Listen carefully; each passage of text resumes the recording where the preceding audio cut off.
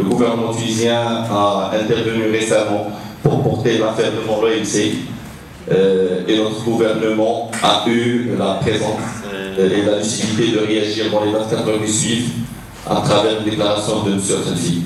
Aujourd'hui, les industriels du cahier marocain, à travers leur association et au nom de M. Jalil Belkacem, le président de l'association, vous présentez leur position. La situation du caillou au Maroc, pour les producteurs nationaux, c'est catastrophique. Catastrophique pour la bonne et simple raison que bon, on a été à peu près une quinzaine, il y a 12-13 ans. Aujourd'hui, il n'en reste que 3. 3 sociétés. Les autres, ils ont fermé suite à l'inondation. Le marché marocain par la production tunisienne, qui a plafonné, qui est arrivé à un certain moment à 10 000 tonnes, qui représente un peu plus que 50% des besoins du marché. Bon, aujourd'hui, avec les opérations Mobadara, la scolarisation et tout, nous avons un marché qui est estimé à 21 000 tonnes. Nous avons investi massivement pour qu'on puisse avoir une taille qui permet quand même de faire concurrence la production tunisienne, mais malgré ça, on n'y arrive pas. On n'y arrive pas. Chaque année, on perd de l'argent sur ce volet. On investit avec le Maroc PME qui permet quand même, qui nous donne un peu de souffle pour nous encourager à investir. Aujourd'hui, malgré les investissements camions, on n'arrive toujours pas sûr. Donc, on a importé du cahier tunisien à partir de 2004-2005, après l'accord d'Agadir, on paye 0% de droits de douane. Nous, on était des producteurs et on importait de la matière première d'origine européenne sur laquelle on payait des droits de douane. Donc forcément, lorsque tu importes la matière première avec des droits de douane et quelqu'un à côté, enfin, c'est pas un industriel, c'est un importateur qui a un bureau de dépôt et qui importe quand même des volumes très importants, sans droits de douane, forcément, on ne pouvait pas tenir. On pouvait pas tenir. Donc nous avons patienté, on s'est dit que le problème venait des droits de douane sur la matière première, alors que ce n'était pas le cas. C'était ce problème-là, mais à partir de 2012, on s'est rendu compte que malgré les investissements, malgré le démantèlement douanier avec l'Union européenne, on n'arrive pas à suivre. Nous avons commencé à investir en 2009, sachant qu'on était déjà producteur de cahiers depuis 20 ans. À un certain moment, on ne pouvait plus suivre. Nous avons investi à partir de 2009 jusqu'à aujourd'hui et on investit encore pour avoir cette taille. Et ça, c'est valable aussi bien pour moi que pour toute la professionnelle, enfin les 3 sociétés qui restent. On se retrouve dans cette impasse. Tu atteins la taille des Tunisiens et tu n'arrives pas à leur faire de la concurrence. Sachant qu'à la limite, si on avait les mêmes prix que les importateurs, on allait se dire, bon, il y avait une petite marge. Mais aujourd'hui, même les importateurs vendent moins cher que les producteurs locaux. Donc forcément, il y a un problème. Le problème, on l'a cherché. C'était un dumping qui était flagrant, qui était vraiment même ciblé pour le marché marocain.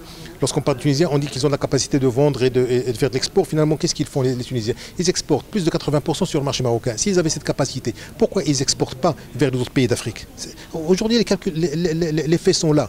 C'est un dumping qui est ciblé pour le marché marocain. Ils font tout. Même c'est une stratégie.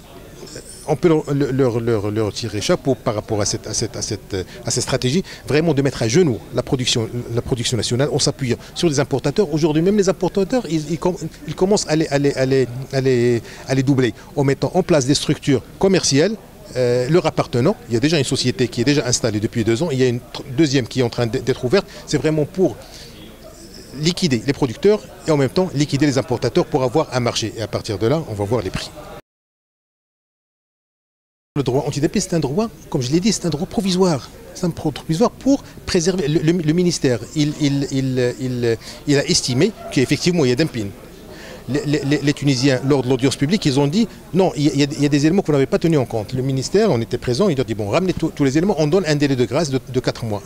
Il a été donné ce délai, qui est réglementaire d'ailleurs, le temps qu'il termine l'enquête. L'enquête, on sait, personne ne sait sur quel temps elle va aboutir. Est-ce qu'on va maintenir les 30-50? Est-ce qu'on va baisser? Est-ce que ça va être super? On n'en sait rien. Ce qu'on sait aujourd'hui, c'est que c'est un droit provisoire qui passera définitif sur le mois de septembre et à partir de là, nous on ne sait pas le taux qui va être appliqué. Aujourd'hui c'est juste un répit pour la production nationale pour qu'elle puisse souffler un peu et à partir du mois 9 parce qu'ils sont obligés de donner une réponse, qu'elle soit positive ou négative. Bon, nous on fait confiance à notre ministère et à notre gouvernement. J'allais comparer ça avec un procès qui en première instance, la décision du juge n'est pas encore tombée et on fait déjà appel. C'est pas le moment. On n'a pas encore, c'est en cours de traitement. la situation, le provisoire, c'est un provisoire qui n'est pas définitif. Donc l'OMC, on l'a informé, c'est bien, mais il ne pourra prendre aucune décision tant que la décision définitive n'est pas encore actée. Mais il n'est pas encore acté. Voilà, c'est ce que je dis aux Tunisiens. Il faut qu'ils patientent, qu'ils fassent confiance un petit peu au lieu de politiser le problème, ce qui est un problème commercial. Il va falloir qu'ils répondent un petit peu aux questions du ministère pour qu'ils lui donnent le plus d'informations qui prouveront un petit peu s'ils sont dans leur temps ou ils ont raison.